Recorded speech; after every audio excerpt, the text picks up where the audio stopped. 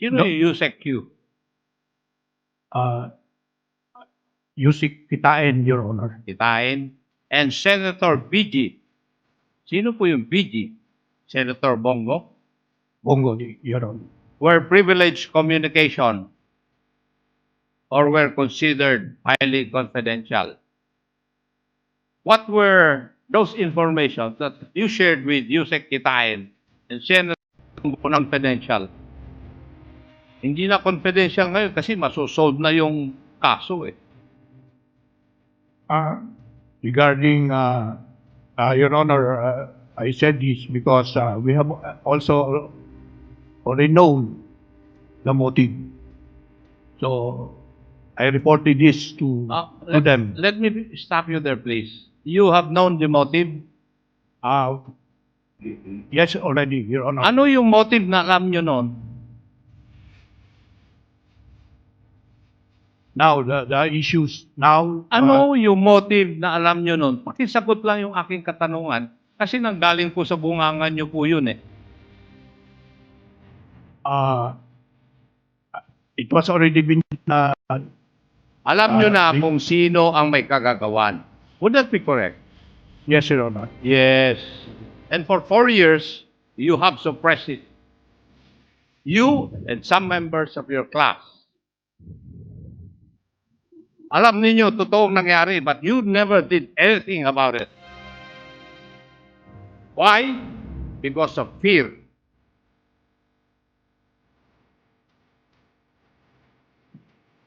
Am I correct? Partly, Your Honor. Partly. And which part is not true?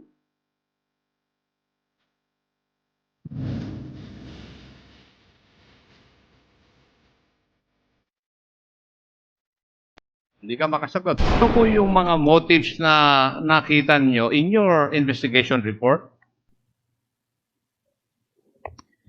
In the report of the SITG, sir, the finding was to look into the previous assignment of General Barayuga. Hindi, gusto ko lang yung tatlo na para mabilis tayo, Iho. First is, sabi kanina ninyo kay Honorable Castro, involvement sa drugs. Yes, sir. The recommendation was there was two recommendation: the involvement in legal drugs and the fact find and the possible anomalies in PCSO, which resulted in the filing of cases by the NBI against PCSO officials. Now, may I know yung basis ng anomalies sa PCSO, just like what anomalies? Your Honor, sir, I am not privy to that, sir. I will check with the records, sir, sa CIDG, sir. And according to your report, meron po kayong may final yung NBI na kaso against PCSO for corruption? Would that be correct? The description by the SITG is alleged anomalies in PCSO. Okay. Now, have you ever conducted a background investigation on the late attorney Wesley Barayuga? Yes, sir. I think the investigators have conducted the background investigation on the person of General Barayuga, sir. And may I know what was the finding of that background investigation? In the discussion during case conferences, it was found out that General Barayuga has a modest lifestyle and actually doesn't have a vehicle used from home to his workplace, and accordingly he has this Toyota Innova, but it's being used by his son. And His normally daughter. he commutes from his home to. In other his words, workplace. the late Wesley Barayuga is a simple man or was a simple man. Hindi, walang sasakyan.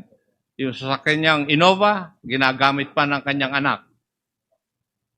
Those were the findings of our investigators. Even when he was assigned sa PCSO, simpleng-simple siya, wala siyang sasakyan. Ang ginagamit niya, public transportation. Tama? That was the findings, sir, of the Yes. investigators. Mr. Chair, ito pong issue na ito ay nagdala ng tension between the Lacans, yung graduate ng Philippine National Police Academy, at saka Cavaliers na graduate ng Philippine Military Academy. Kasi yung pinatay ay graduate ng Philippine Military Academy Class of 83 at yung alleged na nagplano ay members ng Lacan, Class 96, at ang ginamit ay Class 2006 where Colonel Mendoza belong. Right? Yes, Your Honor. Thank you. At ito ay hindi po connected sa war on drugs. Ginamit ito na issue laban kay Attorney Wesley Barayuga for their selfish, yung kagaya ng sinasabi kanina ni Honorable Adjong, selfish or personal interest. Let me start. General Pinili, you were the one who recruited Attorney Barayuga. Tama po ba? Yes, Your Honor, Mr. Chair. Why? Because Because classmate mo siya. he was my classmate and a lawyer. Yes. And you know for a fact na may mga issues between Colonel Garma, the general manager, and your corporate board secretary. Tama po ba? I have personal knowledge, but I know that my classmate is very honorable man. He is not fan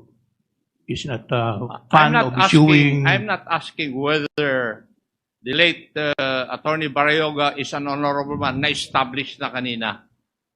Simpleng-simple lang yung tao. Wala ngang sasakyan pag pumapasok. And that is true. Alam mo yun, di ba? Classmate mo eh. Yes, Your Honor. Yes.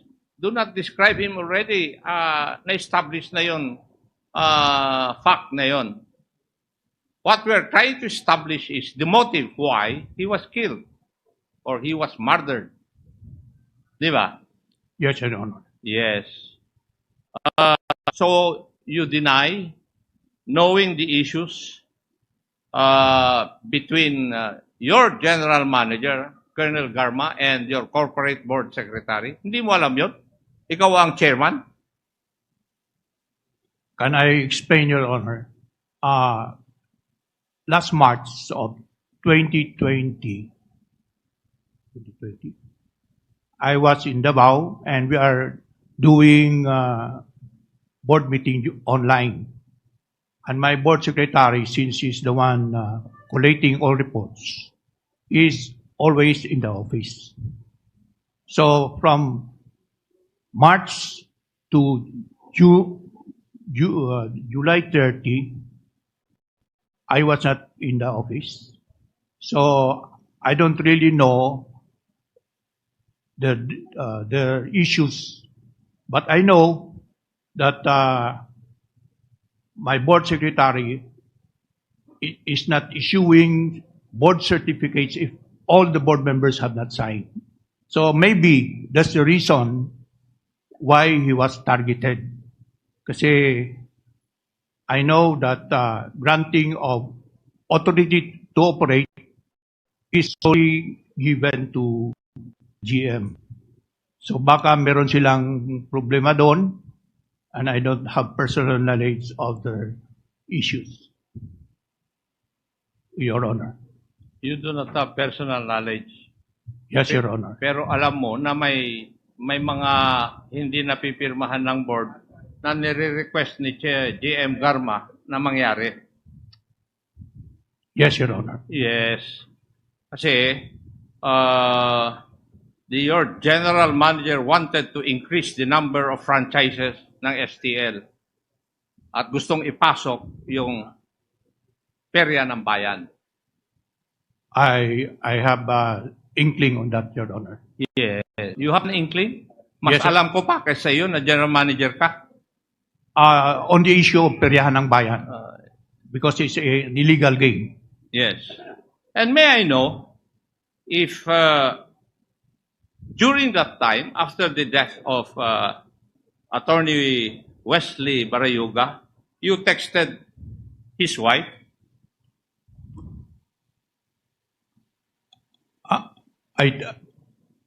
I, maybe I inform her, Your Honor, because my classmate was killed, and as a classmate and also the chairman, it's my obligation to inform her, Your Honor.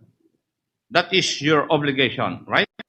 Yes, Your Honor. And you informed her na meron kayong parang separate investigation group to look into it. Tama rin po ba? It's because, you know, Your Honor, I inform our class president on how to solve this problem. So in order to relieve the pain of the wife of my classmate, I inform her that we have parallel investigation so that it will be facilitated.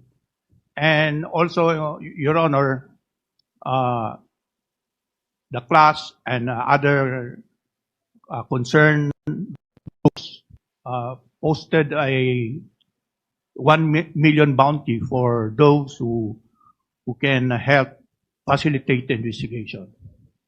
So I would like only to tell this, Your Honor, that during the wake, I was approached by the brother of my classmate.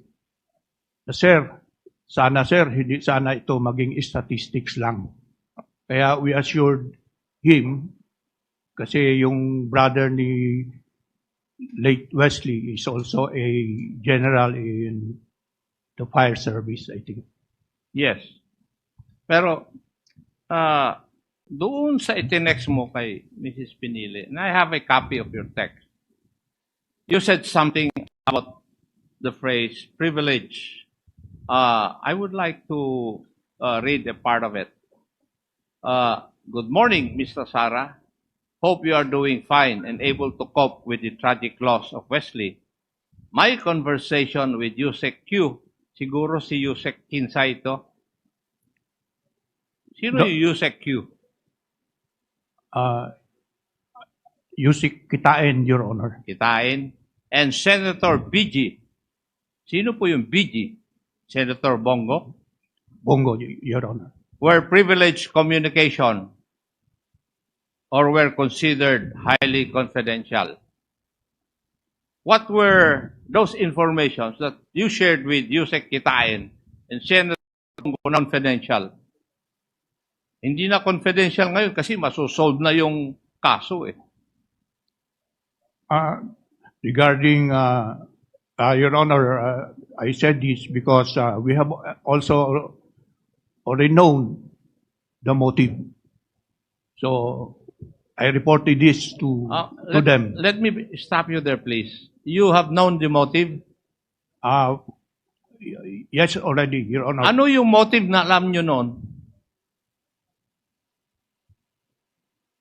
Now, the issues now... Ano yung motive na alam nyo noon? Pakisagot lang yung aking katanungan kasi nanggaling po sa bungangan nyo po yun eh. It was already been... Alam nyo na kung sino ang may kagagawan. Would that be correct? Yes, Your Honor. Yes. And for 4 years, you have suppressed it. You and some members of your class. Di ba? Or you want me to show proof of that?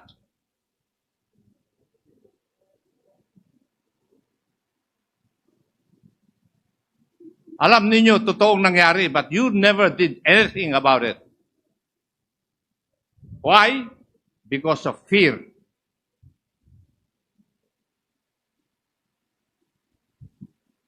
Am I correct? Partly, Your Honor. Partly. And which part is not true?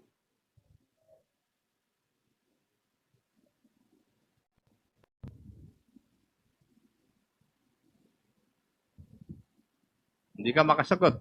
Anyway, bahala ka na sa iyong mga classmates. Dapat nga, nagsasabi ka na ng buong katotohanan dito eh. Dahil masosolve na yung pagkamatay ng classmate mo.